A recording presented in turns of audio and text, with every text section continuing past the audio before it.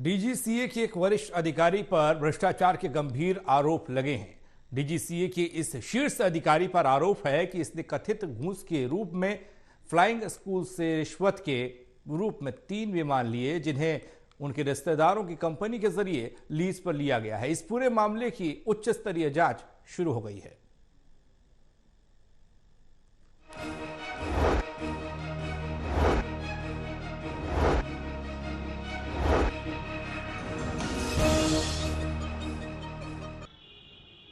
नागरिक उड्डयन नियामक यानी डीजीसीए के एक शीर्ष अधिकारी पर भ्रष्टाचार के गंभीर आरोप लगे हैं।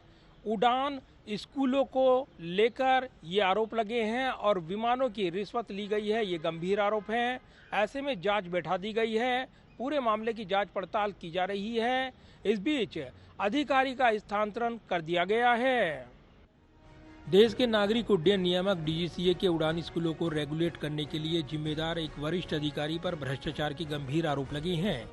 एक पत्र के मुताबिक डीजीसीए के उड़ान और प्रशिक्षण प्रभाग के निदेशक अनिल गिल ने अपने पद का उपयोग करते हुए उड़ान स्कूलों से रिश्वत के रूप में 3 विमान लिए और बदले में प्रत्येक विमान को 90 लाख रुपए के मासिक लीज किराए पर अलग अलग स्कूलों को पट्टे पर दे दिया।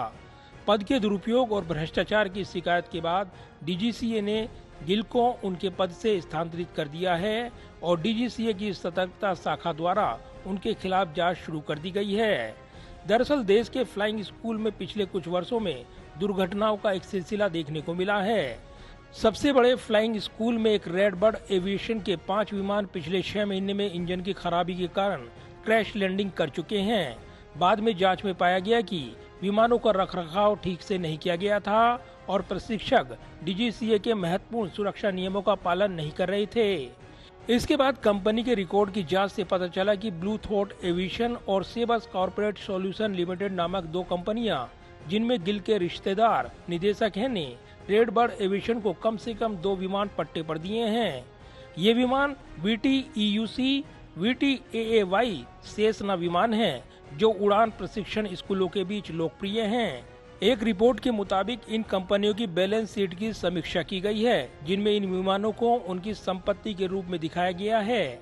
विमान के पंजीकरण का प्रमाण पत्र उड़ान स्कूलों को इन विमानों के बाद के पट्टे को दर्शाता है।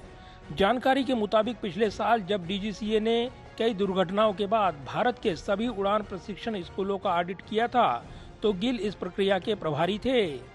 सूत्रों के मुताबिक इस ऑडिट के दौरान कुछ खामियों की ओर इशारा किया जाता और स्कूलों को ब्लैकमेल किया जाता कि उन्हें बंद कर दिया जाएगा और फिर उन्हें प्रशिक्षण विमान अपने रिश्तेदारों के स्वामित्व वाली कंपनियों को मामूली कीमत पर बेचने के लिए मजबूर कर दिया जाता।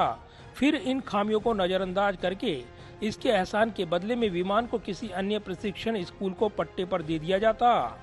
रिपोर्ट से मिली जानकारी के मुताबिक साल 2019 में डीजीसीए ने अपने अधिकारियों को उन कंपनियों का ऑडिट या जांच नहीं करने का निर्देश भी दिया था जहां हितों का टकराव हो। एक अखबार की रिपोर्ट के बाद ये तमाम नई जानकारी सामने आई है। रिपोर्ट के मुताबिक इन आरोपों के बाद अनिल गिल ने बताया कि उनकी भाभी एक कंपनी में निदेशक थी, लेकिन उन्होंने साल 2019 में इस्तीफा दे दिया था।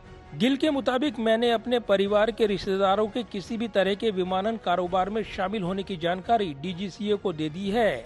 हालांकि डीजीसीए के वरिष्ठ अधिकारियों के मुताबिक चूंकि ये एक वित्तीय धोखाधड़ी थी, नियामक के पास जांच करने की क्षमता नहीं हो सकती।